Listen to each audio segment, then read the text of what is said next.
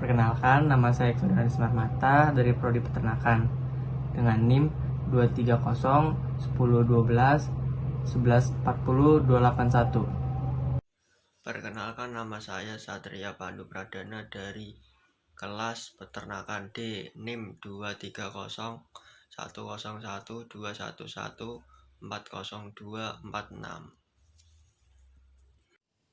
Assalamualaikum warahmatullahi wabarakatuh. Perkenalkan, nama aku Taufik Hidayat dari kelas Peternakan D dengan NIM 2301 01211 40230. Perkenalkan, nama saya Faik Pradila Gustian. Saya dari kelompok 11 dengan nomor NIM 23010 12 11 40 247. Perkenalkan, nama saya Sabrina Zulaidenise dengan NIM 23010121140 dari Peternakan D. Assalamualaikum warahmatullahi wabarakatuh. Halo semua, perkenalkan nama saya Firdaus Alfat Putra Ansuyari dari kelas Peternakan D dengan NIM 230101211402997. Di sini saya akan menjelaskan atau memberikan materi tentang pengujian hipotesis. Hipotesis merupakan bagian terpenting dalam suatu penelitian yang harus terjawab sebagai kesimpulan penelitian itu sendiri. Menurut Lolang 2014, hipotesis bersifat dugaan karena suatu penelitian harus mengumpulkan suatu sumber atau bahan yang cukup untuk membuktikan bahwa dugaannya benar.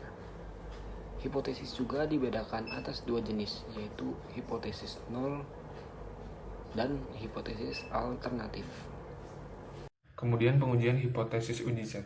Menurut Pahlawan, uji Z adalah salah satu uji statistika yang pengujian hipotesisnya didedikasi untuk distribusi normal.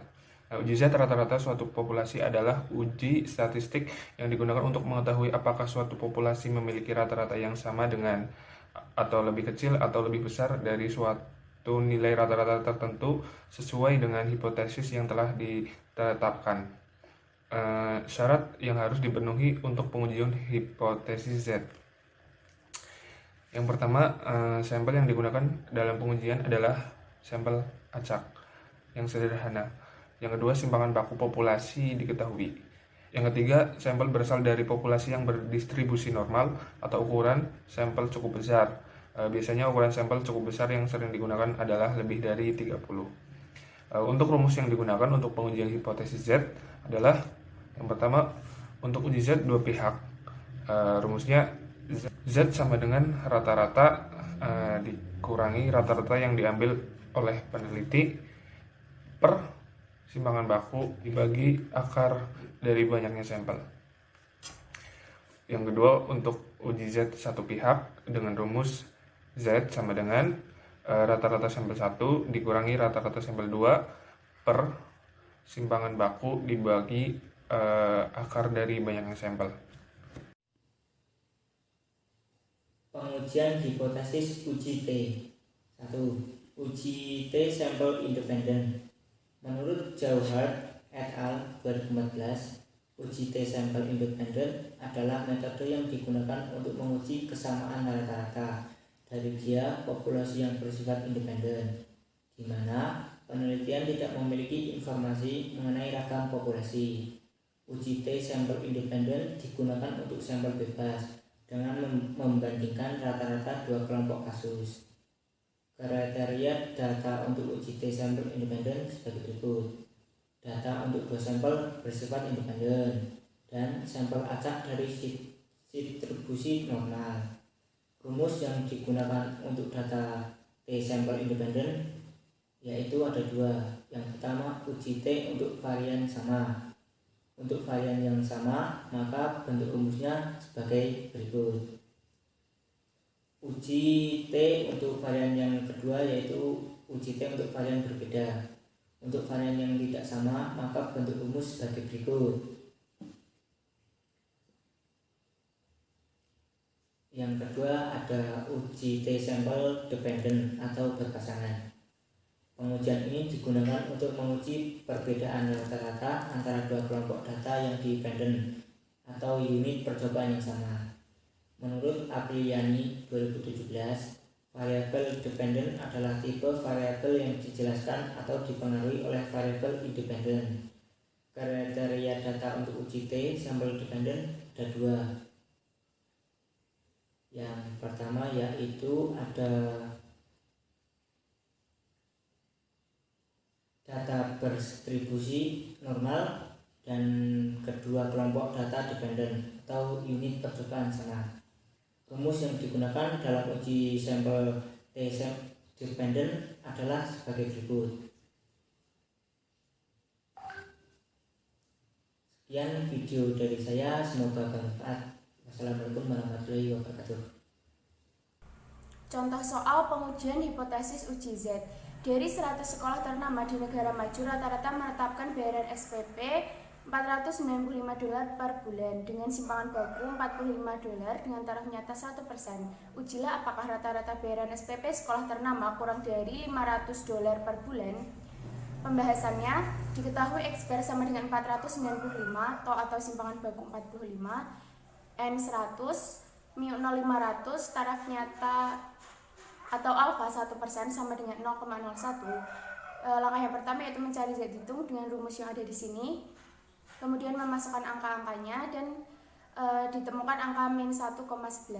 Setelah itu mencari Z tabel yaitu Z alfa, yaitu Z 0,01 sama dengan 2,33. Nah, H0 akan diterima apabila Z dihitung berada di antara min 2,33 sampai 2,33. Selain itu HO ditolak. Kesimpulan dari contoh soal di sini adalah HO diterima karena Z hitung berada di daerah penerimaan HO. Jadi rata-rata bayaran SPP sekolah ternama masih $500. Sekarang saya akan menjelaskan contoh soal yang kedua. Seorang penelitian ingin menguji dua jenis pupuk nitrogen terhadap hasil padi menggunakan pupuk A dan pupuk B. Pupuk A diambil sampel sebanyak 12 dengan rata-rata 5,58 T per A. Sedangkan pupuk B diambil sampel sebanyak 12 dengan rata-rata 6,92 T per A. Standar deviasi pupuk A dan B berturut-turut adalah 0,996 dan 0,793. Ujilah pernyataan tersebut dengan alfa 0,05 dan berikan kesimpulannya. Sekarang saya akan menjawab pertanyaan yang sebelumnya.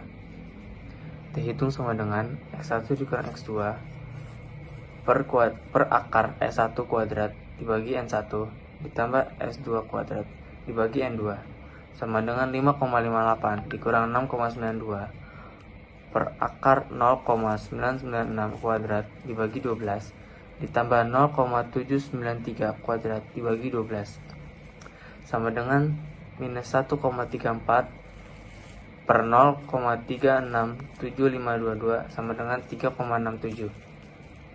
T tabel sama dengan TA per 2, df sama dengan T 0,05 dibagi 2,22 sama dengan T 0,025,22 sama dengan 2,074. Kesimpulannya adalah T hitung 3,67 lebih besar dari T tabel 2,027. Maka tolak H0 alias terima H1. Jadi pupuk B nyata lebih baik daripada pupuk A untuk meningkatkan hasil padi. Kesimpulan, berdasarkan pada praktikum yang telah dilakukan, dapat disimpulkan bahwa hipotesis adalah bagian terpenting dalam penelitian yang harus terjawab sebagai kesimpulan peneliti itu sendiri. Hipotesis bersifat dugaan, karena itu peneliti harus mengumpulkan data yang cukup untuk membuktikan bahwa dugaannya benar. Hipotesis dibedakan atas dua jenis, yaitu hipotesis nol dan hipotesis alternatif uji Z. Rata-rata suatu populasi adalah uji statistik yang digunakan untuk mengetahui apakah suatu populasi memiliki rata-rata yang sama dengan lebih kecil atau lebih besar dari satu nilai rata-rata tertentu sesuai dengan hipotesis yang telah ditetapkan oleh uji T. Dibedakan menjadi dua, yaitu independen dan dependen. Praktikum pada laboratorium ini berguna untuk mendapatkan sebuah fakta berdasarkan dari hipotesis atau dugaan sementara yang telah diketahui